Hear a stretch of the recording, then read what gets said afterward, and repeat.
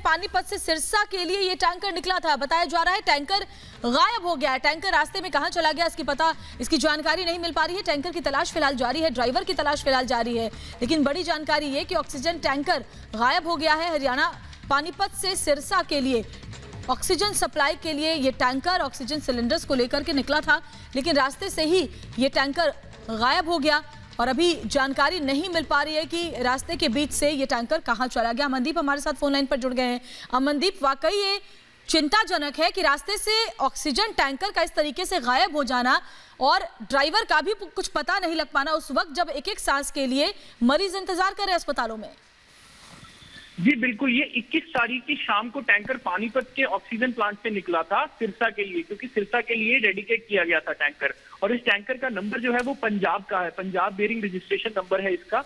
और जब वो निकला तब से अब तक ना तो वो सिरसा पहुंचा है और ना ही किसी ड्राइवर से संपर्क हो पा रहा है। लगभग 12 टन इसमें ऑक्सीजन थी, क्योंकि सिरसा में ऑक्सीजन की बहुत कमी चल रही है। पेशेंट वहां पे अपनी जिंदगी और मौत के बीच में लड़ाई लड़ रहे हैं। और अभी जो सिरसा है उसने अपने नजदीकी शहरों से ऑक्सीजन को लेकर के अपने ऑक्सीजन का कोटा पूरा किया है और दूसरा टैंकर पानीपत से मंगवाया है। लेकिन इस टैंकर का अभी तक कोई पता नहीं चल पाया। पानीपत में इस मामले में एक FIR भी रजिस्टर हो गई है। जी शुक्रिया अमनदीप आपका इस जानकारी के लिए। तो अभी तक पता नहीं चल पाया कि टैंकर कहां पर है और साथ ही ड्राइवर का भी कुछ भी पता नहीं चल पाया। उसके मोबाइल पर भी कांटेक्ट करने की कोशिश की गई है, लेकिन अभी तक जानकारी हासिल नहीं हो पाई है। और पानीपत के ऑक्सीजन प्लांट से निकले टैंकर को पुलिस पूरी सुरक्षा दे रही है। दिखाते हैं आपको हमारे संवाददाता मधुरिमा की रिपोर्ट।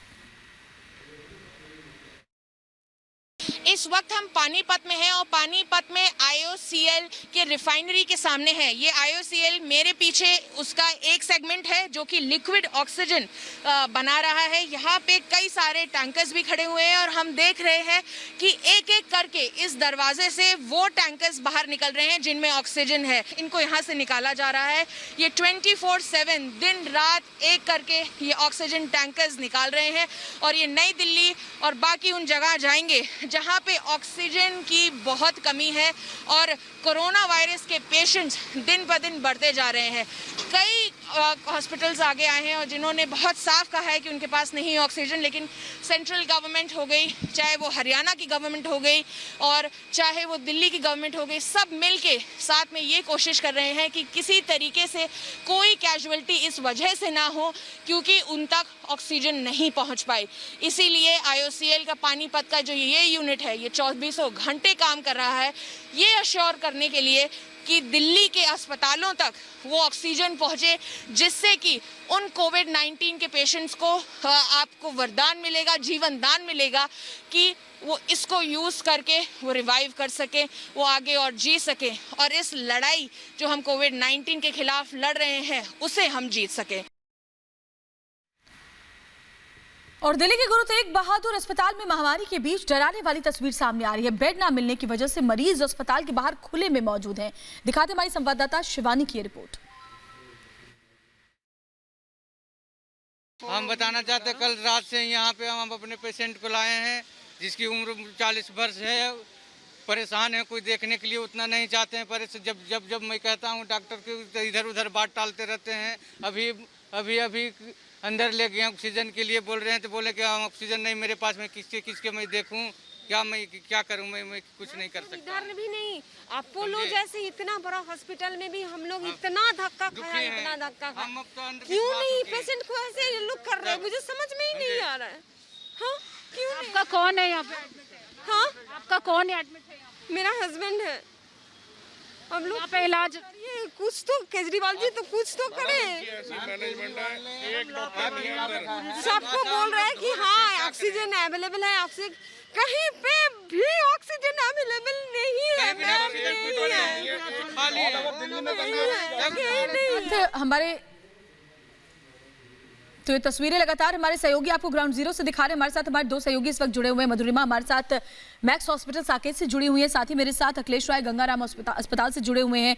पहले मैं अखिलेश आपका रुख करूंगी। गंगाराम अस्पताल हो या फिर मैक्स हॉस्पिटल साकेत हो, ये दिल्ली के कुछ ऐसे अस्पताल है जिनके ऊपर बड़ी जिम्मेदारी है और कोविड काल में बहुत सारी चुनौतियां भी हैं, लेकिन जरूरी है कि इनके पास खुद भी ऑक्सीजन हो, खुद भी इंफ्रास्ट्रक्चर हो, खुद भी बेड हो, तभी ये मरीजों की सेवा कर पाएंगे।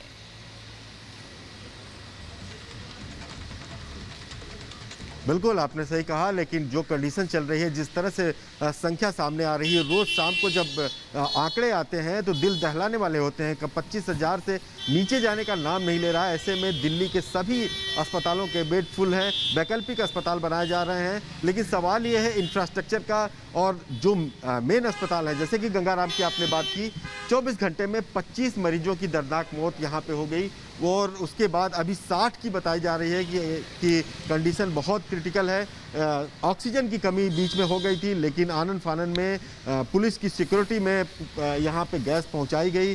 गैस का यहाँ पे जो टैंकर आया था वो गैस उतारने के बाद यहाँ से जा चुका है, और हम आपको दिखा रहे हैं एक टैंकर और इसमें आ रहा है, और वो इस गंगाराम हॉस्पिटल में लेकर के अभी इस टैंकर को पहुँचे हैं, और अभी ये जा रहा है। ये ऑक्सीजन, हाँ जी ऑक्सीजन है। कहाँ से ले आ रहे हैं आप?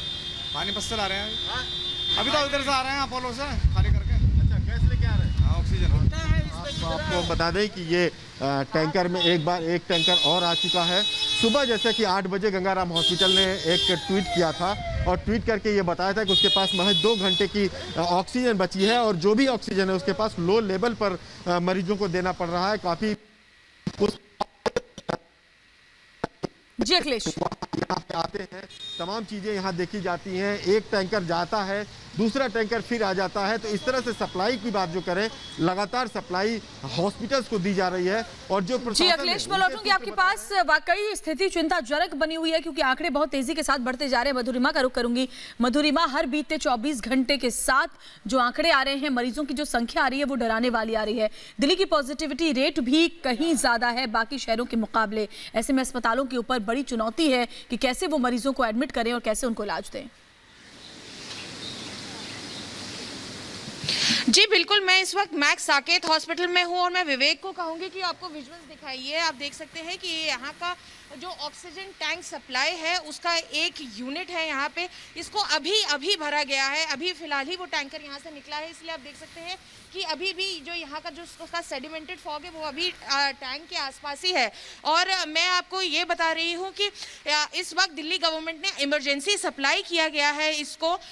2 मीट्रिक टन मिला है मैक्स हॉस्पिटल को, और 1 मीट्रिक टन यहाँ साकेत में दिया गया है, एक स्मार्ट हॉस्पिटल में दिया गया है। और अगर हम आगे की बात करें तो ये मैं आपको बता दूं कि ये जितना अभी उनको 1 मीट्रिक टन यहाँ इन हॉस्पिटल्स में एक दिया गया है, ये 2 से 3 घंटे ही चलेगा। उसके बाद इनको फिर से सप्लाई की जरूरत होगी। मैक्स साकेत में इस वक्त 700 पेशेंट्स हैं, जिसमें से कि 550 कोरोना के हैं, और जो बाकी पेशेंट्स हैं वो नॉर्मल जो दूसरी बीमारियों से जूझ रहे हैं वो उनके पेशेंट्स हैं। तो आप देख सकते हैं कि कितना लिमिट से हम चल रहे हैं, एक के बाद एक टाइम लैप्स के साथ चल रहे हैं कि एक अभी 2 घंटे की मिलेगी, फिर दोबारा आना पड़ेगा, फिर से इसको रिप्लेस करना पड़ेगा, दोबारा से भरना पड़ेगा। तो ये सिचुएशन जो बहुत टाइट है दिल्ली में। और मैक्स साकेत हॉस्पिटल जो कि दिल्ली का माना हॉस्पिटल है, और जहाँ की हम सुपर स्पेशलिटी हॉस्पिटल कहा जाता है इसे, लेकिन अगर इसकी हालत देखी जाए तो 700 पेशेंट्स है। सुबह उन्होंने एक ट्वीट भी डाला था कि हम और पेशेंट्स नहीं ले पाएंगे। बहरहाल अभी उन्होंने वो ट्वीट दोबारा से हटा लिया है, और वो डिसीजन अभी ले रहे हैं कि आगे क्या उनकी रणनीति रहेगी, किस तरीके से वो पेशेंट्स ले पाएंगे या नहीं ले पाएंगे। लेकिन हालत अभी बहुत गंभीर है, क्योंकि इनके पास भी अभी इनकी ऑक्सीजन यहाँ पे टैंक में भरा गया है, लेकिन वो भी 2 से 3 घंटे। बिल्कुल सही कह रही हैं आप। मैं लौटूंगी आपके पास मधुरिमा, और साथ ही अखिलेश राय आपका भी रुख करूंगी। फिलहाल एक बड़ी खबर इस वक्त मुंबई से सामने आ रही है, उसकी जानकारी पहले